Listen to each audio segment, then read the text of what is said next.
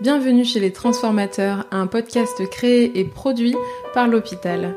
Professionnels de santé, entrepreneurs, designers, auteurs, nos invités ont des profils divers, mais la volonté commune d'impulser des dynamiques innovantes au sein de notre système de santé. Écoutez-les parler de leurs projets inspirants et partez à la rencontre du système de santé de demain au travers de leur voix. Je suis Lidwine Vaillant et j'ai publié un livre qui s'intitule « Réinventons le secteur de la santé, ils l'ont fait, découvrez leurs clés », qui s'intéresse justement aux transformateurs qui essayent de changer les codes dans le secteur de la santé. Aujourd'hui, j'ai le plaisir d'échanger avec Noëlle Bernard, praticien hospitalier au CHU de Bordeaux, en service de médecine et maladies infectieuses. Elle met toute son énergie dans une cause essentielle, créer des unités de soins durables. Elle a aussi publié un livre aux éditions AFNOR, L'hôpital en transition, concilier l'humain, l'écologie et l'économie. Donc, je suis Noëlle Bernard, je suis praticien hospitalier au CHU de Bordeaux. J'y suis arrivée en 1991 comme chef de clinique dans un service de médecine interne et maladies infectieuses. Voilà, je pensais y être quelques mois, puis finalement j'y suis toujours. Service de médecine qui dans les années 90 a accueilli des patients infectés par le VIH. Donc j'ai été confrontée à cette pathologie dès mon plus jeune âge, on va dire, de médecin, et ça a bien sûr beaucoup modifié mon parcours. Ça a modifié ma façon d'être et ma façon de penser la médecine auprès des patients. Oui, et pourquoi tu as choisi d'être médecin ? Alors j'ai choisi d'être médecin, je pense qu'il y a peut-être l'ambiance familiale. Bon, il y a quelques médecins dans la famille, et notamment mon père qui a dû me transmettre sa passion pour cette profession. Bon, il parlait régulièrement de ce qu'il vivait avec les patients, et donc moi je me rappelle dès l'école primaire, je disais que je voulais être infirmière. Voilà. Et puis finalement, au moment de me lancer, j'ai choisi de me former en médecine, et je n'ai jamais regretté ce choix, puisque vraiment cette profession m'a vraiment apporté beaucoup. Voilà. J'ai beaucoup appris de l'humain. Je crois que je suis très intéressée par le sujet humain depuis longtemps. Donc j'ai vraiment adoré ce que j'ai fait. Mais qu'est-ce qui t'a tiré dans cette carrière médicale ? Eh bien, je crois que c'était aller vers les autres, m'occuper des patients, et alors c'est rigolo parce qu'au départ j'avais choisi la profession de la spécialité de gastro-entérologie.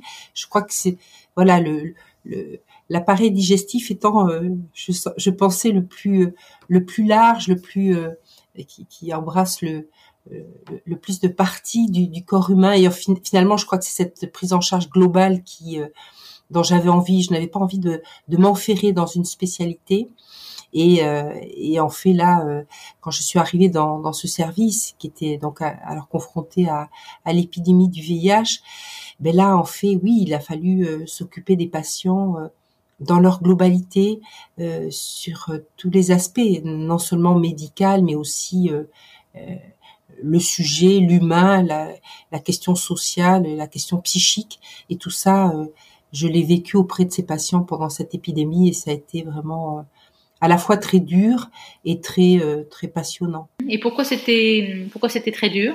Alors c'était très dur parce que bon, tu le sais certainement, mais dans les années 90, nos traitements antiviraux n'étaient pas très efficaces. Bon. On avait des médicaments. Bon, le premier antiviral, c'est 1987. En 91, on commence à avoir 1, 2, 3 médicaments, mais qui, même quand on les associait, n'arrivaient pas à endiguer la progression de l'infection VIH.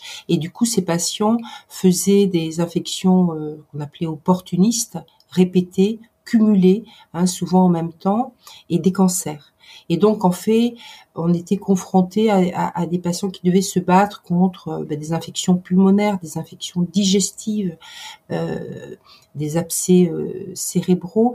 Et donc, en fait, on essayait de traiter toutes ces infections. Et en fait, on était bien souvent vaincus par l'altération de l'état général du patient qui finalement décédait, soit des infections cumulées, soit de cancer. Donc c'était difficile parce que alors que j'étais jeune médecin, j'ai été confrontée à la mort de patients qui étaient jeunes en plus, qui avaient mon âge ou qui étaient même encore un petit peu plus jeunes, avec des parcours de vie souvent compliqués. Et il fallait accompagner ces patients avec tout cela. Donc j'y ai appris aussi le besoin de travailler en équipe. Très vite, j'ai compris que, moi, médecin, toute seule, je ne pouvais pas résoudre le problème. Je pense à cette patiente à qui je voulais donner un traitement un peu compliqué. On était déjà là en 96 et on avait les trithérapies. Et je lui avais fait ma belle ordonnance. Elle m'avait dit, mais Madame Bernard, moi, votre traitement, je vais pas pouvoir le prendre, je suis dans la rue, je sais pas où dormir ce soir, je sais même pas si je vais avoir à manger. Donc votre traitement, je suis pas sûre de pouvoir le prendre. Donc là, ça voulait dire besoin de l'assistante sociale, besoin d'un soutien en équipe. Voilà, donc j'ai vraiment appris le besoin de travailler ensemble, le besoin de travailler en pluridisciplinarité, et ça a été passionnant. Ça a été passionnant, la notion aussi d'humilité. Moi toute seule, je n'y arrive pas, j'ai besoin des autres. Voilà, je crois que c'est ça qui m'a vraiment construite et qui m'accompagne encore aujourd'hui. Oui, c'est intéressant de voir comment l'expérience médicale, confrontée à une pathologie peut, je dirais, révéler l'importance de l'esprit d'équipe et de travail en équipe. Et ce travail en équipe, il se traduisait comment il incluait aussi les patients, comment? Dans mon parcours, donc je travaille dans un gros service. Bon, d'abord j'ai piloté 2 équipes, puis une seule. Et en fait, donc j'ai été chef d'équipe. Chef d'équipe avec à mes côtés un personnage très important, c'est le cadre de santé. Moi, jeune médecin, avec le cadre de santé, on essayait de faire en sorte que ça se passe le mieux possible pour les patients. Alors bien sûr avec le chef de service, avec les autres praticiens. Puis après, je suis devenue praticien hospitalier.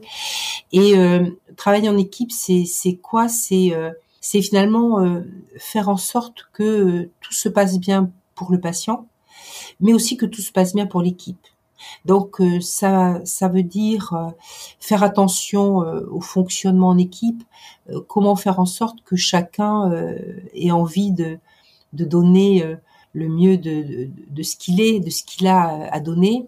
Donc faire en sorte que tout le monde se sente bien. Finalement, j'ai appris pendant ces 30 ans de pilotage qu'il y avait des points avec lesquels il fallait pas, on pouvait pas déroger. C'était que chacun se sente respecté, tout simplement. Que valoriser le travail de chacun, c'est aussi fondamental. Que la communication, c'est important. Là, je me rappelle l'histoire, alors que j'étais encore jeune chef de clinique. Moi, j'avais l'impression déjà que je faisais pas mal, que j'écoutais, que j'étais quand même pas mal, que j'étais bon chef d'équipe. Et un jour, une infirmière qui était plus âgée que moi m'a dit, de toute façon, Noël, vous n'écoutez jamais rien. Donc là, ça a été une superbe baffe. Et là, je me suis dit, attends, qu'est-ce qui se passe ? Donc, j'en ai discuté avec la cadre. Et puis, finalement, on a fait une formation d'équipe. Ça, c'était génial. Malheureusement, on n'a plus trop le temps de faire ça aujourd'hui. On a fait une formation en communication dans l'équipe. Là, j'ai compris des trucs, et notamment qu'il était indispensable d'accuser réception. Et j'ai compris là que quand cette infirmière venait me voir et qu'elle me disait, monsieur untel, il va pas bien. Moi, j'entendais, mais je ne disais pas que j'avais entendu. Et du coup, l'infirmière avait l'impression que je n'écoutais rien. Et à partir de ce moment-là, quand j'ai compris ça, j'ai appris à dire, ok, vous me dites, que la dame du 15 a besoin. D'accord, ok, j'entends, je termine cette ordonnance et j'y vais après. Voilà. Cette accusé réception que je n'avais pas compris, hein, en fait, il est indispensable parce que cette infirmière, quand elle me parlait, elle avait l'impression que je me moquais un petit peu de ce qu'elle me disait. Et voilà. Alors, ça veut pas dire que je pose tout, je vais tout de suite, mais dire voilà, j'ai entendu et j'y vais. Voilà, ce que vous me dites est important et je vais faire, je vais en tenir compte. Voilà, cette accusé-réception a été vraiment important. Voilà, donc le travail en équipe, c'est apprendre à respecter chacun, c'est faire en sorte aussi que ça se passe de façon joyeuse, voilà, avec un cadre, hein, parce qu'on est des professionnels, mais que voilà, le petit café du matin, les petits biscuits, le pot de confiture qu'on amène pour partager, eh bien voilà, c'est tout ça qui fait qu'une équipe peut fonctionner. Il y a un point aussi extrêmement important que j'avais mis en place dans les années 90. Ça n'existait pas à l'époque. Alors, il se trouve que nous travaillions bien sûr avec un psychiatre et une équipe qui nous permettait d'accompagner ces patients. Et en fait, j'avais demandé à ce psychiatre s'il pouvait nous accompagner, c'est-à-dire des groupes de parole. C'est-à-dire que quand je me suis rendu compte que les situations étaient trop difficiles à vivre pour nous tous et qu'on avait besoin de partager, de parler. Et donc, en fait, on a mis en place ces séances de régulation qu'on avait appelées les vermanderies, puisque ce psychiatre s'appelait Vermande, et c'était un peu des causeries, hein, des causeries avec le psychiatre. Et en fait, on se retrouvait régulièrement avec l'équipe et on partageait. On racontait, voilà, chacun arrivait avec l'histoire qu'il avait envie de partager, qui avait été trop douloureuse, ou parce qu'un jeune patient était décédé, ou qu'une famille était en grande souffrance, ou qu'au contraire on avait été agressé par une famille. Et là donc, on partageait la personne, enfin l'infirmière ou l'aide-soignante ou moi racontait ce qu'elle avait vécu, comment elle l'avait vécu, ce qu'elle avait ressenti. Et les autres réagissaient en disant voilà, moi je l'ai vécu plutôt de cette façon, voilà, j'ai fait comme cela, ou j'ai réussi à me mettre un petit peu en recul en faisant de cette façon.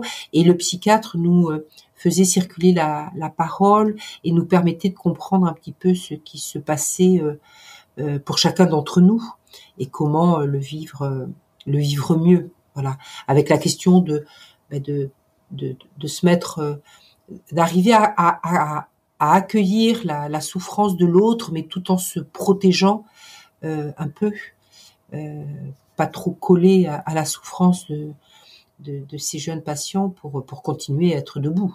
Et tu disais que du coup du VIH, t'étais passé aussi vers les soins palliatifs? Oui, bien sûr. À ce moment-là, j'ai éprouvé le besoin de me former parce que je sentais que j'étais pas à la hauteur, que j'étais trop souvent en difficulté, que j'étais déstabilisée et qu'il me manquait peut-être des notions, notamment pour soulager la douleur physique, mais aussi pour accueillir la souffrance morale.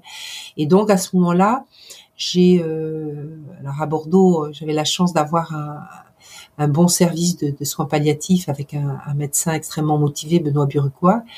Et donc, j'ai fait le DU de soins palliatifs. Et là, ça a été vraiment très fort parce que j'ai appris plein de choses. J'ai partagé avec les autres étudiants qui étaient aussi des médecins, des infirmières. On a pu avancer ensemble. Et là, j'ai appris beaucoup de choses. Voilà, comment soulager la douleur, et puis comment être en présence aussi avec les patients en difficulté. Et parallèlement, je me suis investie dans un groupe Balint. En fait, parallèlement, donc j'allais régulièrement à des congrès pour autour du VIH, et j'ai rencontré d'autres praticiens hospitaliers qui, comme moi, étaient dans la même difficulté, et on a décidé de former un groupe, et un groupe Balint. Et c'est quoi les groupes Balint? Alors les groupes Balint, c'est un psychiatre du 19e début 20e, qui en fait a proposé à des médecins généralistes plutôt de se retrouver pour partager des histoires cliniques et finalement échanger sur leur vécu face aux patients pour apprendre finalement. Et là, ce qui est extraordinaire, c'est que en groupe comme ça, en petit groupe, en confiance, accompagné d'un psychiatre, là aussi, eh bien, ce que je vais dire ma difficulté, et en fait, ça fera écho avec ce que mon collègue aura vécu avec un autre patient, mais finalement, il y aura des similitudes, et la parole va comme ça rebondir.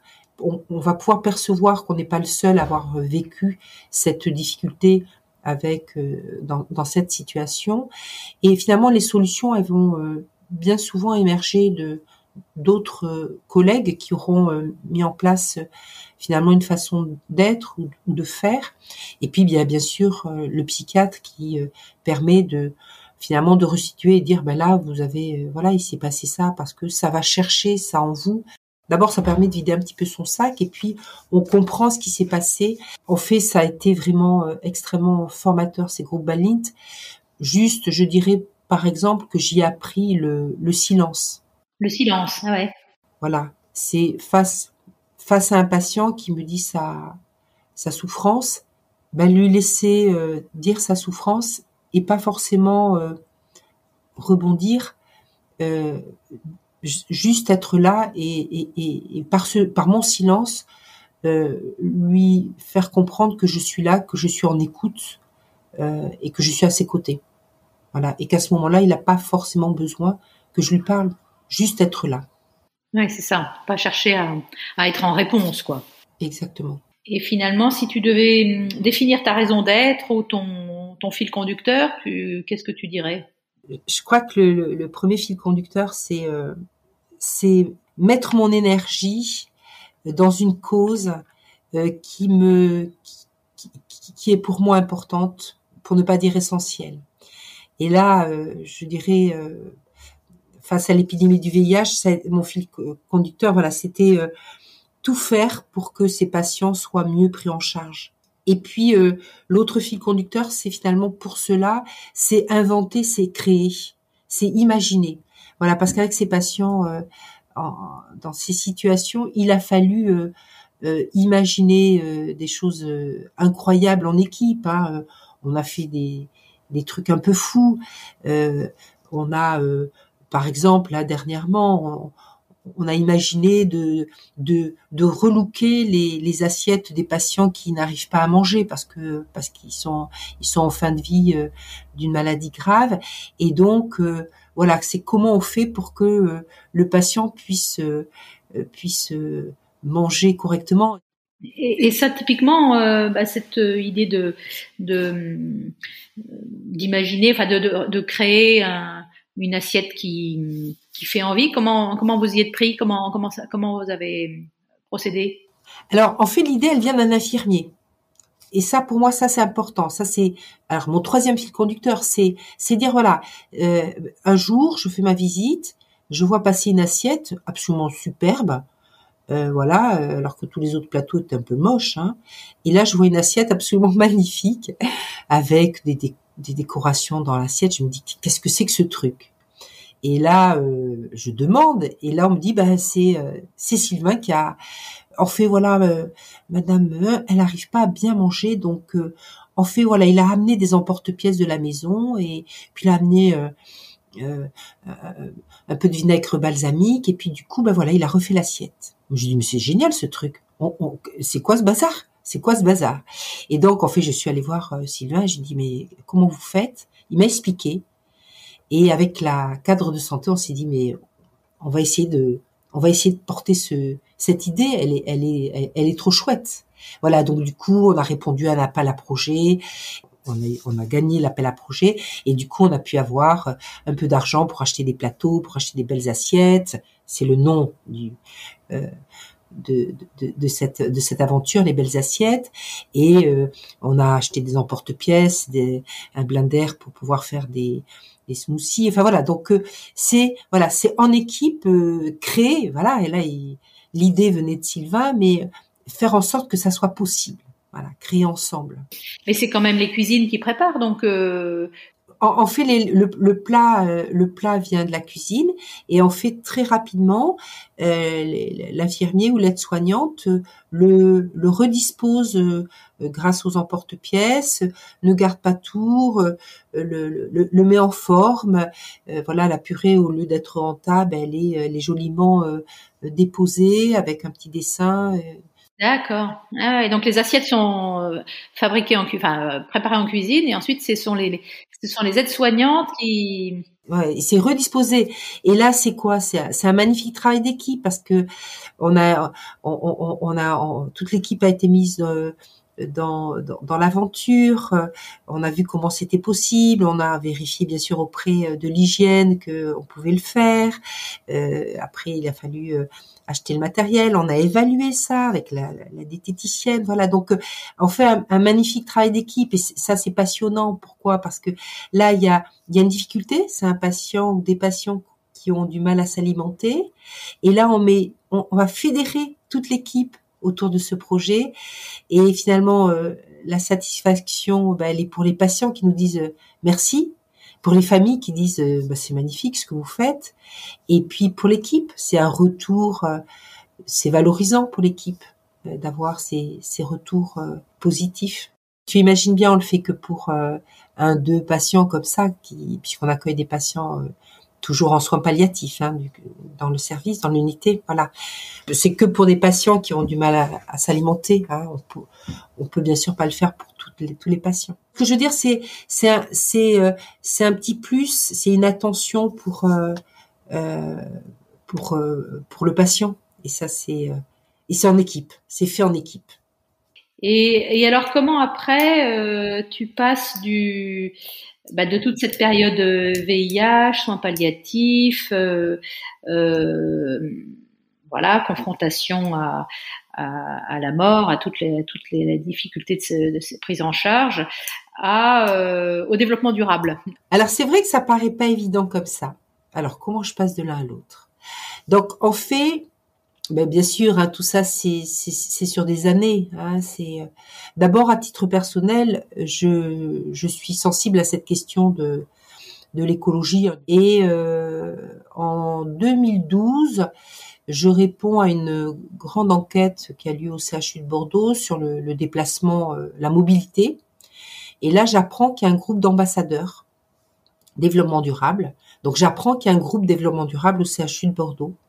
Et là, je me dis, ça m'intéresse. Moi, je veux aller voir. Effectivement, j'apprends qu'il y a un groupe d'ambassadeurs, d'ambassadrices, et qu'il y a un groupe développement durable qui met en place des actions autour du tri des déchets, autour de la mobilité. Donc, j'apprends, je regarde ce qui se fait, et je participe comme ambassadrice à ce groupe.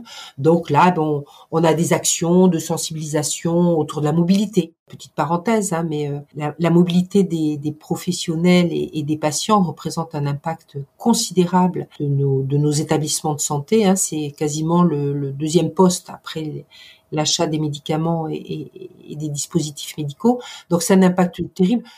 Et donc je participe à ce groupe et je comprends petit à petit que c'est compliqué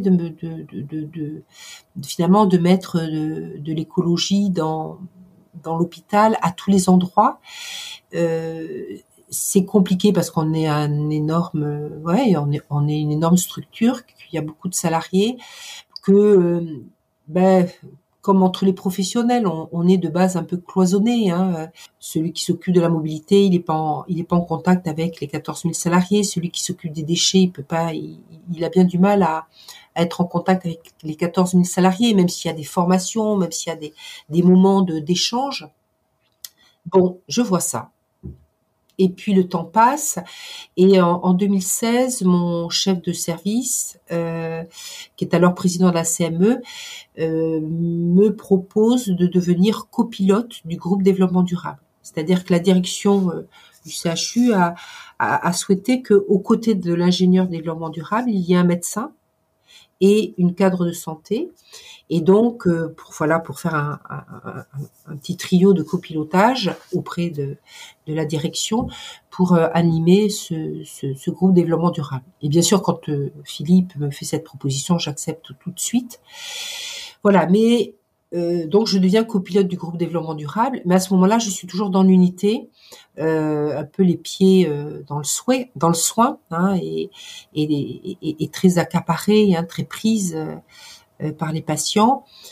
Mais voilà, je fais comme je peux, je fais autant que je peux pour essayer de faire du lien. Et là, de cette place, je vois quand même que il y a un besoin de connexion entre la direction qui fait l'institution qui mène plein de projets autour du développement durable, hein, dans le cadre d'un agenda 21. Et puis en même temps, je vois qu'il y a plein de salariés qui font des actions autour du développement durable, mais qui sont pas bien visibles de la part des autres salariés. Et puis, ils voient pas très bien ce qui se fait dans l'institution. En bref, je vois que ça communique pas très bien. Ben, je me dis, qu'est-ce que je peux faire? Qu'est-ce que je peux faire voilà, comment faire pour que ça communique mieux? J'ai pas mal piloté ou copiloté des groupes de travail, donc je connais pas mal de médecins, je connais pas mal d'infirmières, de cadres dans l'institution.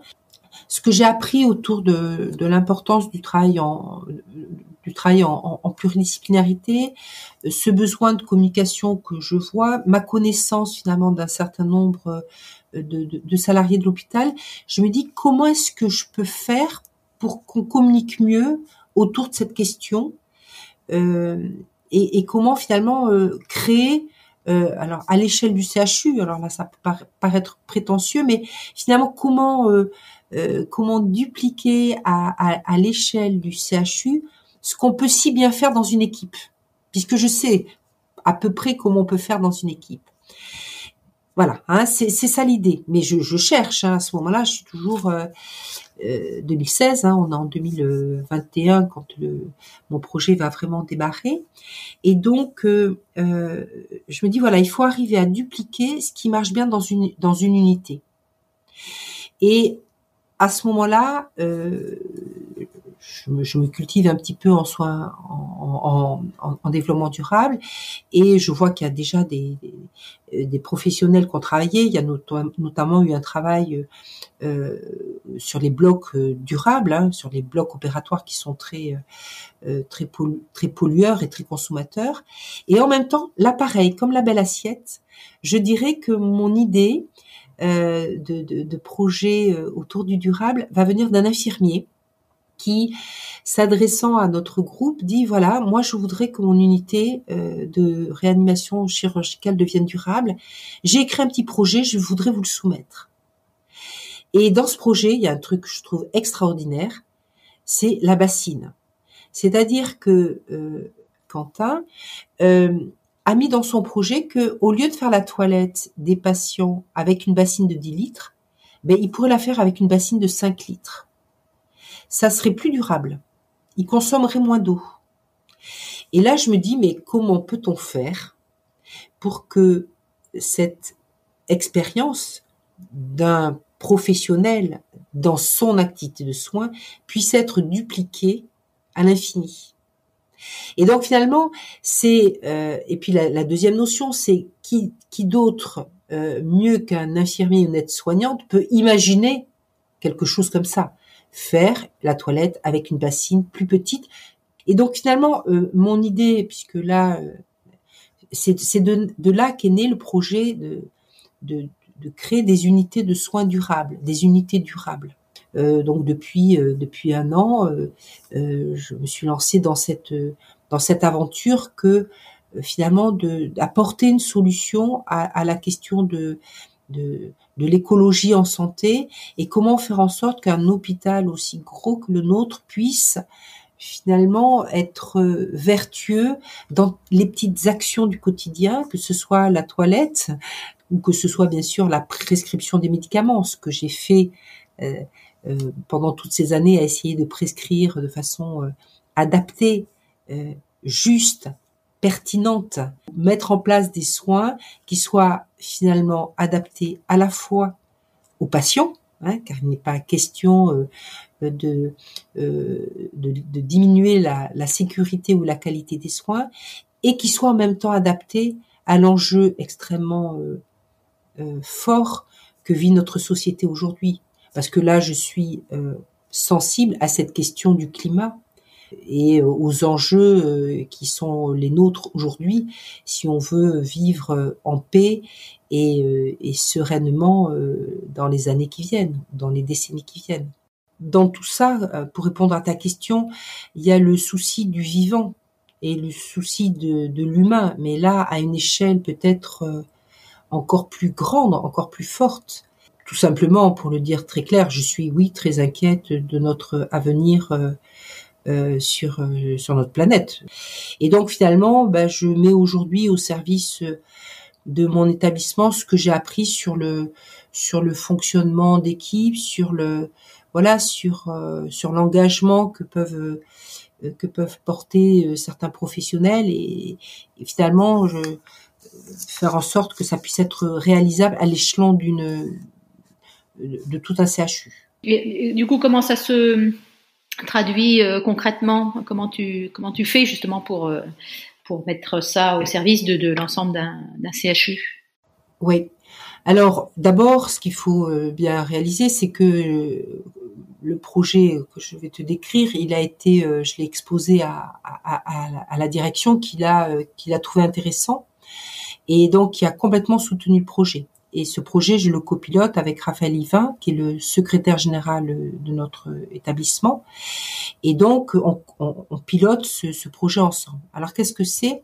Ce projet des unités durables, il vise à porter au sein des unités l'ambition d'une transformation écologique dans le CHU.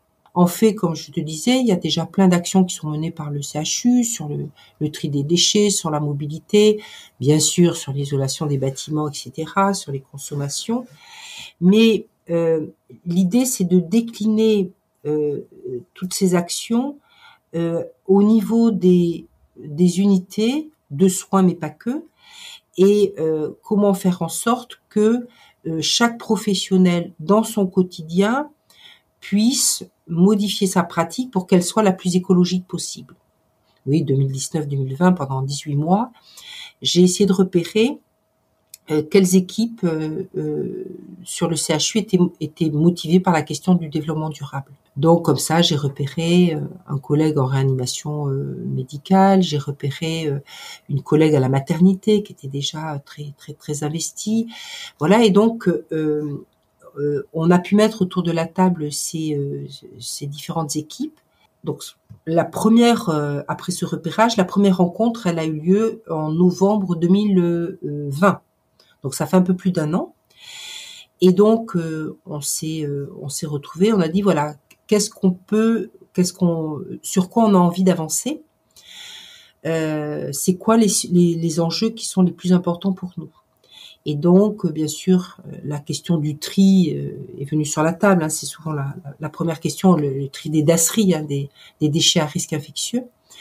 Et puis la question de la gestion du papier, et puis la question des prescriptions médicamenteuses, des gaz halogénés, les gaz anesthésiques, qui sont très pollueurs. Ils produisent beaucoup de gaz à effet de serre.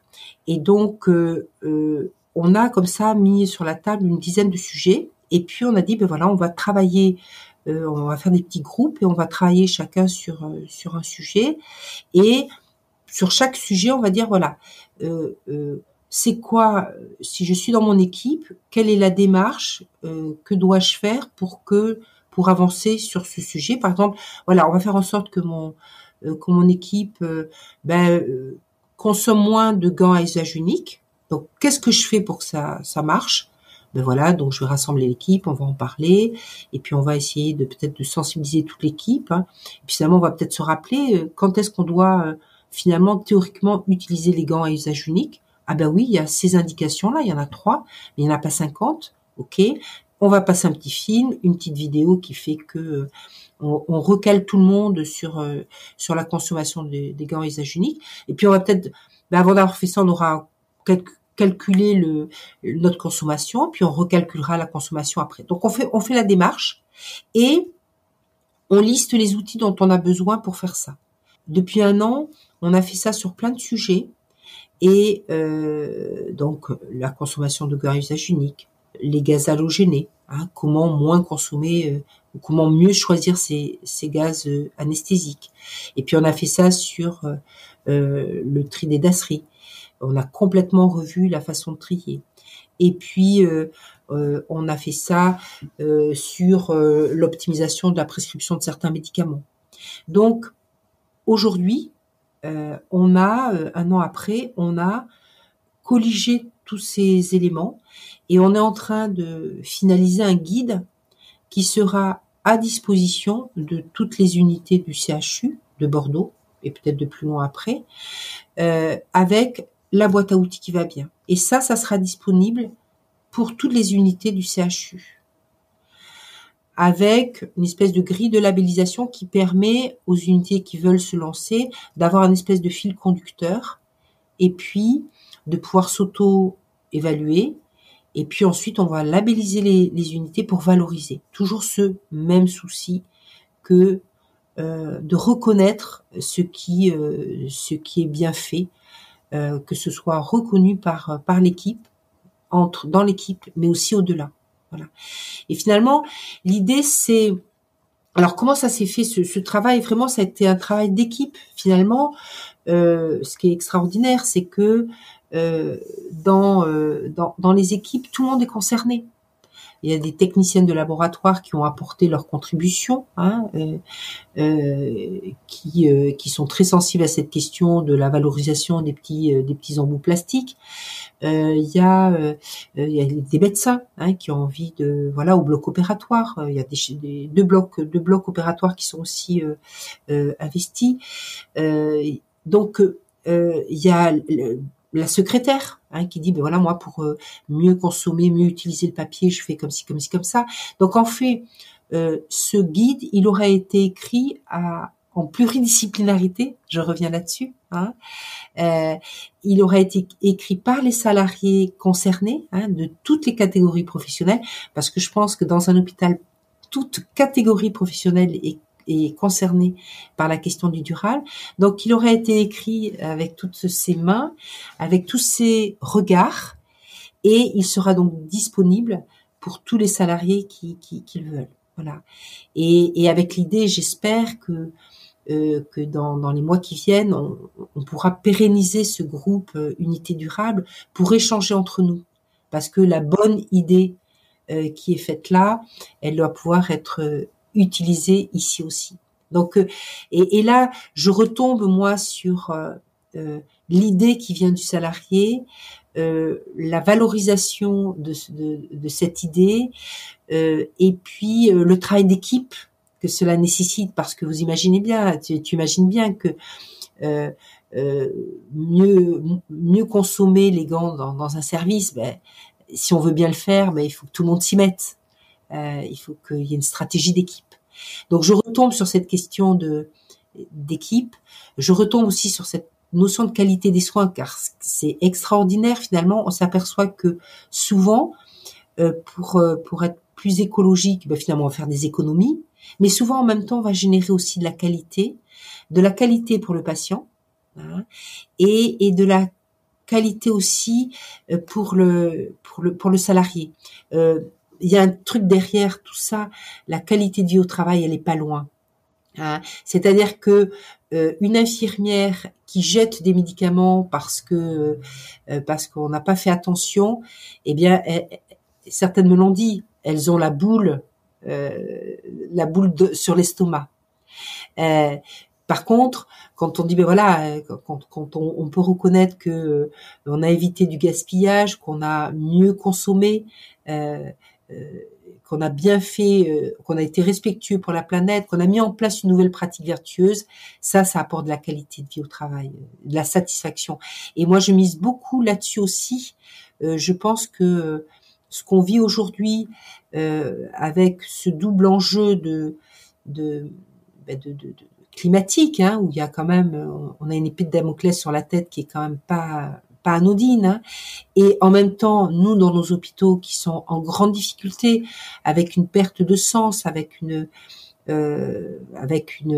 bon, la crise Covid est venue aggraver quelque chose qui était déjà sous-jacent, hein. C'est pas nouveau, hein, ce mal-être dans nos hôpitaux. Eh bien, je crois que si on veut inverser littéralement, retrouver du sens, retrouver l'envie de travailler, je pense que là il y a quelque chose. La créativité pour moi sur le lieu de travail, je crois qu'elle est vraiment pour un certain nombre de professionnels, elle est vraiment motivante. Je crois que ça c'est quelque chose qui pour moi est très fort, la créativité. Tout le monde, pas pour tout le monde, mais pour un certain nombre de professionnels, je le vois là en me baladant dans les unités durables qui sont déjà en piste, mais c'est incroyable, l'inventivité, mais c'est fabuleux et ça dégage de l'énergie quoi, c'est dopant. Je pense que c'est dopant. On voit bien que si on s'intéresse de près aux acteurs de terrain, ils ont 1001 solutions que des cabinets de conseil ne peuvent pas imaginer, quoi. Mais c'est pour ça que je parle de ma bassine. Mais un cabinet de conseil peut pas le trouver, ça. C'est le professionnel quoi sur place, sur les pieds sur le terrain qui peut le. C'est pour ça que c'est mon petit symbole. Bon, je m'amuse avec ça, mais qui d'autre que le salarié sait comment il peut économiser, utiliser moins de draps. Voilà, dans nos unités durables, il y a une question aussi sur dans le parcours du sujet ambulatoire. Si on fait pas attention, on peut utiliser 4 draps pour une même patiente. Comment faire pour que le patient, on peut peut-être ne pas utiliser 4 paires de draps parce que 4 paires de draps, mais c'est quoi, derrière c'est le lavage, etc. Hein, quand c'est pas du jetable, bien sûr. En plus. Hein. Voilà. Donc, ce sont ces milliers de gestes du quotidien de l'hôpital qui doivent être revus, qui peuvent être revus avec et par les professionnels eux-mêmes. Voilà. C'est ma conviction. Et tu veux peut-être dire un mot de ton magnifique livre, qui est un peu la synthèse de tout ça, quoi. Parce que finalement, toi, ton leitmotiv, c'est l'écologie intégrale, quoi. C'est l'écologie. Bon, voilà, pour dire que l'écologie, c'est pas que du tri des déchets, c'est aussi l'écologie humaine, quoi. Et donc, tu veux peut-être parler un peu de ton livre.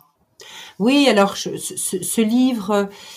Bon, j'étais pas partie pour écrire un livre, mais j'avais, à titre perso, j'aime bien écrire et depuis 30 ans, je me faisais mon espèce de compte rendu d'activité. Hein, chaque fois que on portait une action, on menait une action dans le service, j'écrivais, voilà.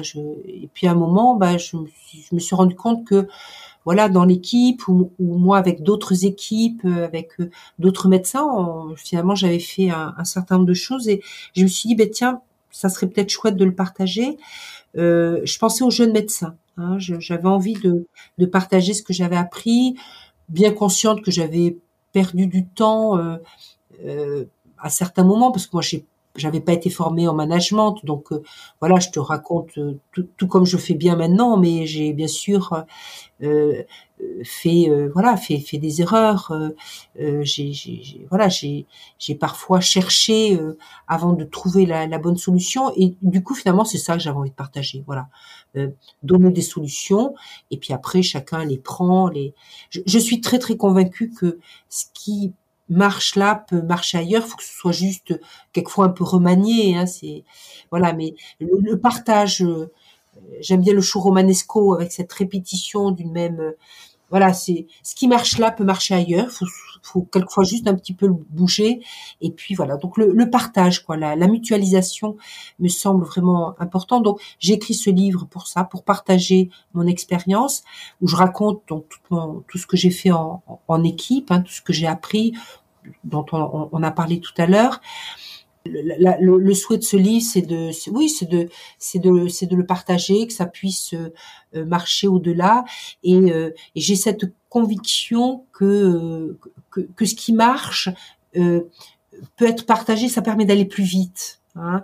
Et là notamment sur les unités durables, tu vois, tout à l'heure en suivant, j'ai un rendez-vous avec avec un collègue de Paris et un collègue de Poitiers, et on va parler des unités durables, parce que bon, il faut qu'on finalise le projet chez nous à Bordeaux, mais très vite après, bon, on le partagera ce projet, parce que si ça a marché à Bordeaux, ben, ça peut peut-être marcher ailleurs.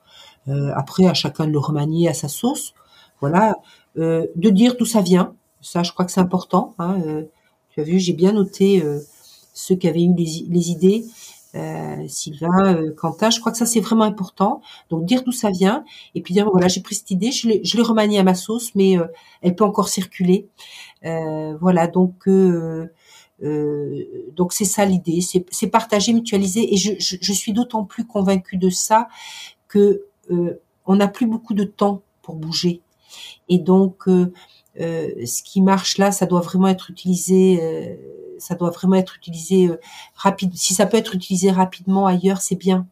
Et que chacun n'ait pas à réinventer l'eau chaude. Voilà. Et moi, depuis longtemps, voilà, je regarde ce qui se fait ailleurs. Quand il y a quelque chose qui est bien, ben je m'en inspire. Voilà. Et peut-être ma devise, hein, c'est inspirer, relier, soutenir, qui est la devise des colibris. Hein, c'est voilà, s'inspirer de ce qui marche ailleurs, relier. En ce moment, je fais que ça. Je relie les uns aux autres, je suis en connexion avec d'autres établissements et puis soutenir chaque fois qu'il y a une action qui marche bien, il faut l'aider à éclore, à s'installer et à vivre, tout simplement. Et est-ce que tu peux nous rappeler le titre de ton livre quand même ? Alors le titre c'est La transition à l'hôpital, concilier l'humain, l'écologie et l'économie. Vaste programme, un magnifique programme. Alors c'est pas bien de parler de sous, mais quand même, si je vais en parler parce que aujourd'hui on n'arrête pas de nous dire qu'on n'a pas de sous, et moi je suis un peu fâchée avec ça parce que à pas bien faire, on consomme encore plus. Regarde ce qui se passe avec notre foutu Covid, on en aura dépensé des sous. Et si on prévenait ces crises, on dépenserait beaucoup moins. Et ça, moi, j'ai envie de le dire haut et fort. Je crois que c'est une façon vraiment bizarre de faire les choses que de penser à court terme tout le temps. Hein.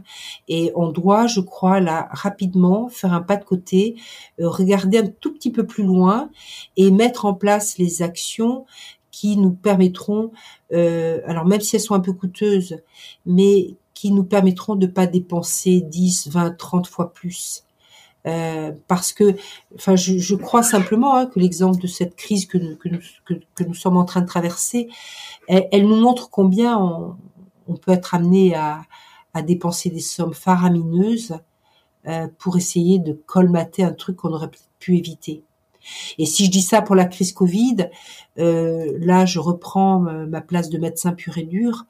Combien de maladies pourrait-on éviter si on faisait plus de prévention sur l'alimentation, sur la façon de bouger, hein, de faire de l'activité physique, si on faisait attention à la pollution de l'air, hein, qui est responsable de dizaines, de centaines de milliers de morts. Voilà, donc je crois qu'à un moment, il faudrait qu'on prenne un peu la mesure. Et là, tu vois, je reboucle. Je suis médecin, toujours médecin, et la question de l'écologie, elle est dans l'air qu'on respire, dans l'alimentation dont on se nourrit, dans le rapport aux autres, dans voilà la violence au travail, etc. Tout ça, c'est de l'écologie. Si on fait mieux de ce côté-là, on évite certaines pathologies, on évite de la souffrance, on évite des morts et on fait de l'économie. Donc voilà, tout ça est bien lié, l'écologie, l'humain et l'économie. C'est clair qu'avec une vision court-termiste, on dépense beaucoup plus qu'avec une vision à plus long terme, quoi. Alors certes, ça coûte peut-être un peu plus au début, mais c'est amorti dans le temps, quoi.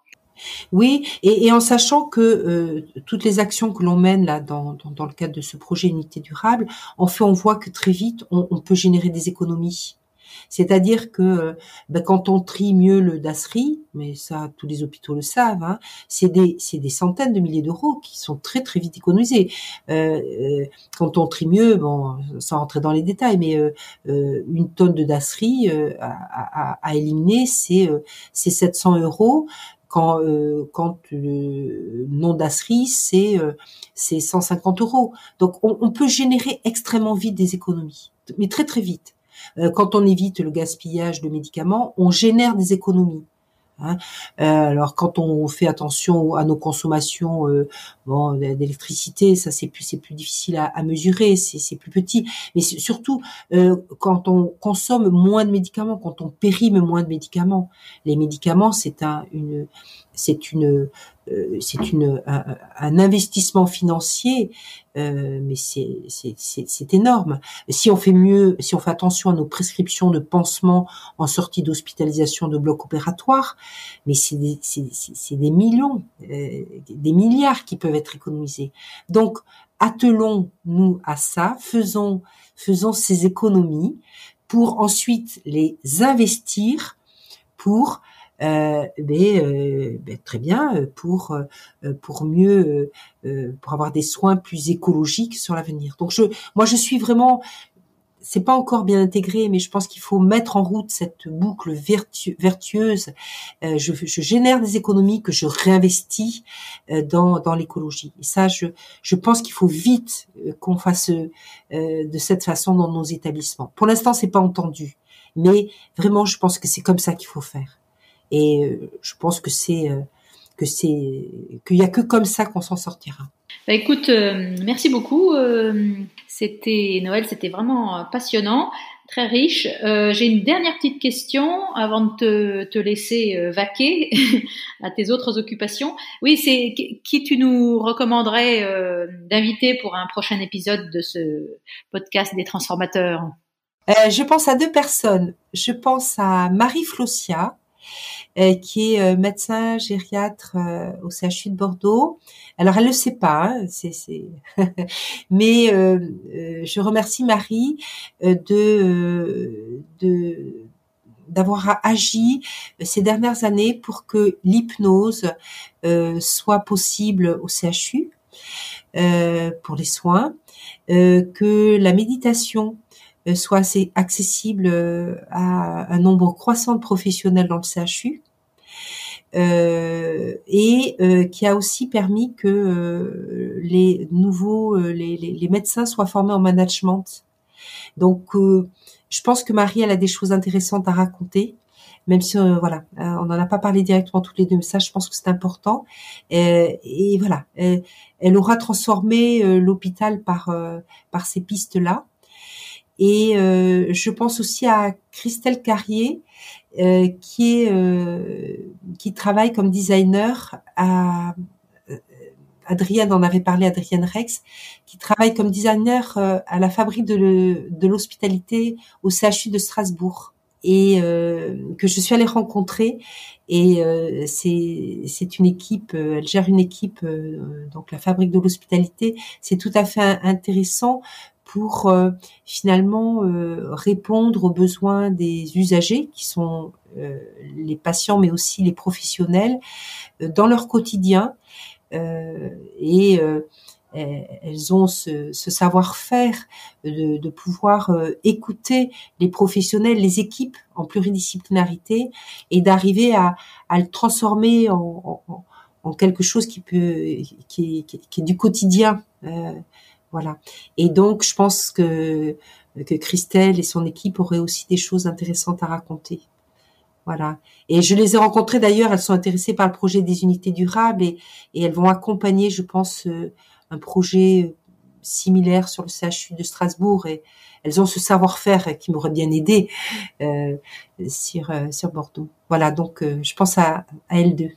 D'accord. Et j'imagine que tu sais que dans notre podcast, on a interrogé deux designers, Marie Coirier et Claire Fauchille, qui travaillent toutes les deux dans deux centres hospitaliers différents, l'une à Sainte-Anne, le Lab A, et puis Claire Fauchy au KB.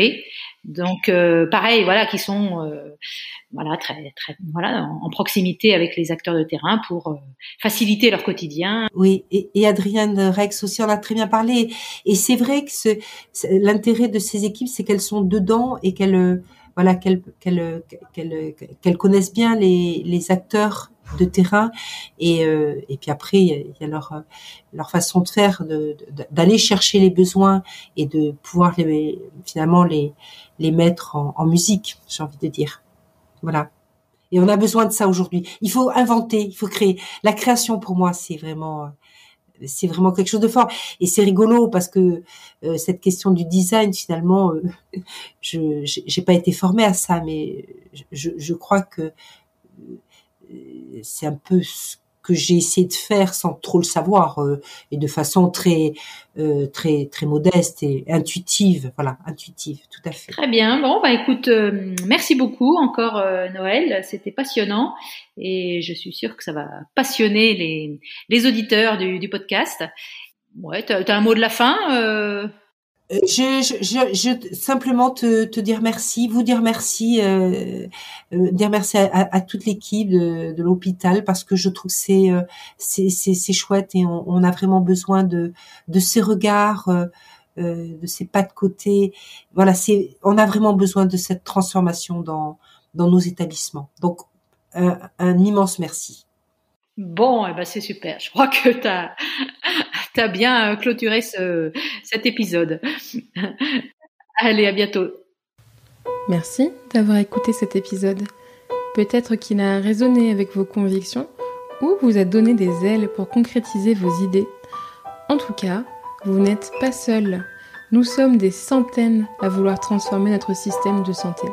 Et nous avons créé un espace en ligne pour échanger et pour nous entraider. Pour nous rejoindre, rendez-vous sur notre site l'hôpital.care, lowpital.care, rubrique communauté. Et pour nous aider à faire connaître le podcast, parlez-en autour de vous, mettez-nous 5 étoiles et abonnez-vous sur les plateformes de votre choix. Ça nous aiderait énormément. Merci et à bientôt pour le prochain épisode. Prochain épisode. Prochain épisode. Prochain épisode. Prochain épisode. Prochain épisode.